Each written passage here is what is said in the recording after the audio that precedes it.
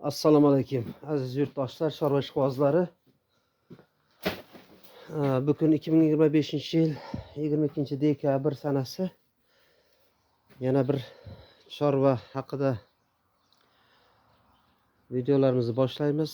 Mana hozir ertalabki ovqatini yeb bo'ldi mollarimiz. Mana bu gidroponikamiz tarozdan o'tkazilganda 25 kilo chiqdi. Shuning qarib yarmini kesib hozir chorvalarimizga yedirdik. Endi xudo xolasa hozir atalab pishirish jarayonini ko'rsatib beraman. 10 kilo 5 kilo bug'doy yormasi, 10 kilo arpa yormasidan atala tayyorlaymiz.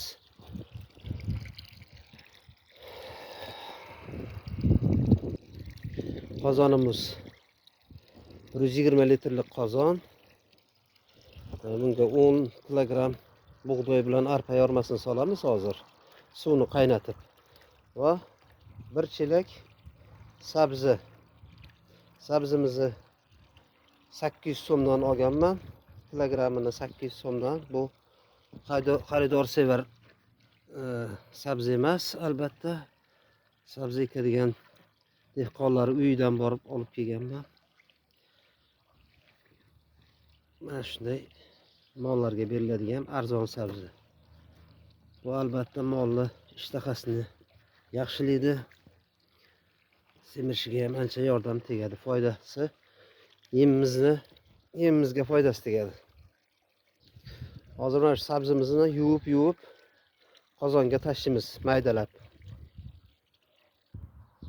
Biz hozir sabzini to'g'rab uch bo'lak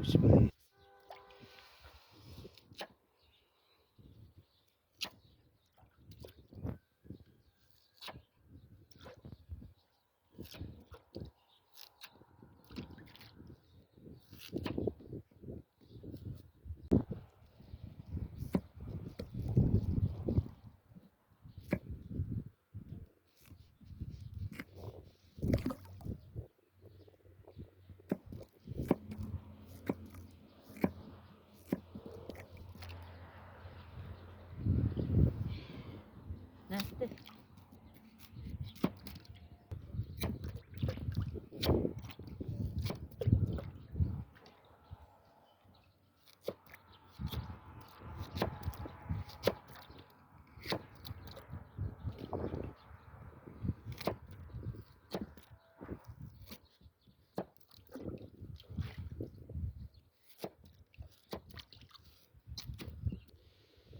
Mana sabzimizni ham to'g'rab oldik.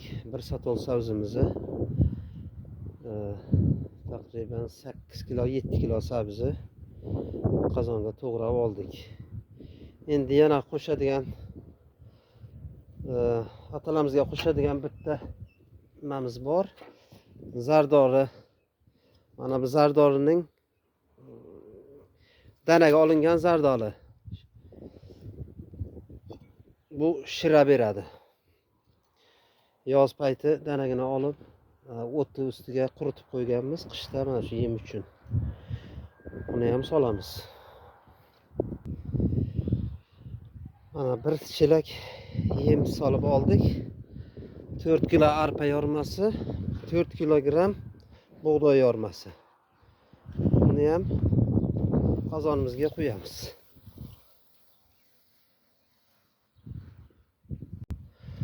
Va qo'yilgan mahsulotlarimizni yaxshilab aralashtiramiz.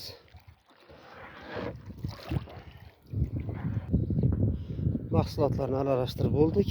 Endi mana shunday bir siqim tuz sepamiz.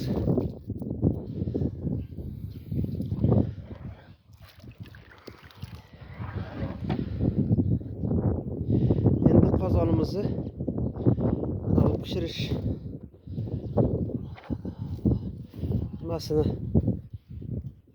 pishirish uchun maxsus ventilyator yasaganman. Mana buni hali ko'rsatib qilaman. To'g'risida ham o'zim yasaganman.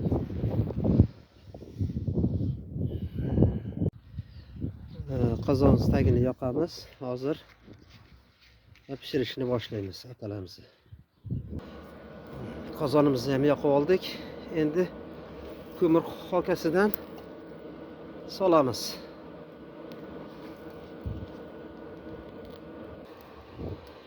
Mana xudo xolasa olovimizni ham yoqib oldik. Ozgina somon bilan ko'mirning xokasini soldik. Endi mana o'zim bir ket qo'yadigan uskuna taxlaganman. Hali bu to'g'risida ham bir ma'lumot berib o'taman, xudo xolasa. Shundan qo'yilgan mana bir ketlarimiz bor. Shu bir ketlarimizdan teramiz ustiga.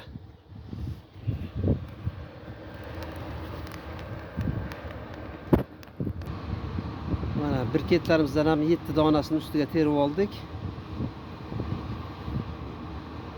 Qarib 20 donagacha bir qozon 120 litr yemni atalarni pishirish uchun 20 donaga bir ketimiz yonadi. Shu bilan qozonimiz ham qaynaydi, xudo xolasa. Hozir qozonimizga ketgan mahsulotlarning xarajatlarini hisoblaymiz. Bug'doyimiz, arpa yarmamiz 32 ming so'mlik, 6 ming so'mlik sabzi 38 ming so'm, guruh hisobda 40 ming so'mlik rasxod bo'lgan. Shunga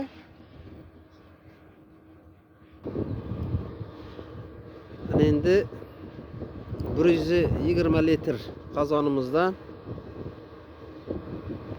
20 litrlik satol bilan 6 satol yem tayyor bo'ladi. Kuniga 2 mahal, ertalab kechqurun bir satoldan, bir paqirdan, ya'ni bir paqirdan 20 kilolikda ertalab bir paqir, kechqurun bir paqir. Shunda 3 sutkaga yetadi. 3 sutkaga yetadi. 40 ming so'm pulimiz bilan bitta navozni 3 kun yem bilan ta'minlab turamiz. Mana o'rtoqlar, shuning bilan navozimizning 3 kunlik oshi ham tayyor bo'ldi. Ya'ni arpa, bug'doy yormasidan tayyorlangan atalarimiz, quyuqqina atalar. Endi buni berishdan oldin albatta bu sovib qoladi. Ertalab, kechqurunga sovib qoladi.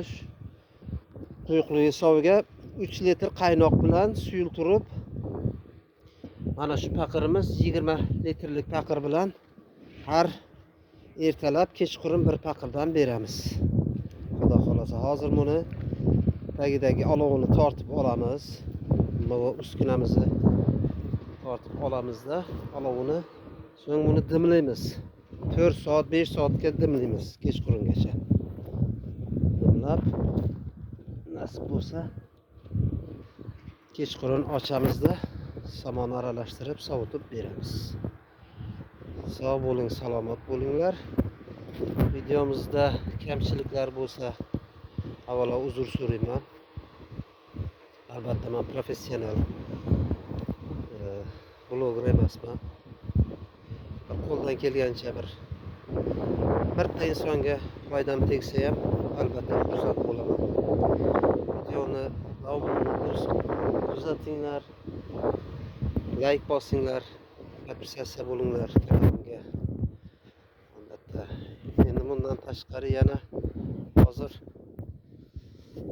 bu yerda 6 sotuvlik farmimiz bor. Bu albatta benim o'z uyimda. Buni hozir fevral oyiga pomidor ekishga tayyorgarlik ko'ryapman. Hozir mana molxonamdan chiqqan dehqonchilik chorvalardan chiqqan go'nglarni solib, mana hozir bu yerlari go'ng to'kilib, albatta suvga tayyorgarlik tayyor etib qo'ydim. Mana bu yerlari. Mana o'zimda motokultivatorim bor. Buni Rossiyaga ishlashga ketganimda olib kelganman, Rossiyadan. Texas. Yaxshigina domashniy motokultivator, o'z xo'jalik ishlariga juda zo'r ekan. Ana shu parnigim uchun olib kelganman. Hozir mana bular suvga tayyor. Xudo xolasa. Mana shu yerda bitta kulchamiz qoldi. 2 sotuq. Shuni ham xudo xolasa go'ngini yozdirib traktorcha bilan surib haydaganimizdan keyin sug'oramiz. Fevral oyida nasib bo'lsa xudo xolasa pomidor ekamiz. Buni ham hammasini kanalga joylab boraman xudo xolasa. Sog' bo'ling, salomat bo'linglar. Omon bo'linglar.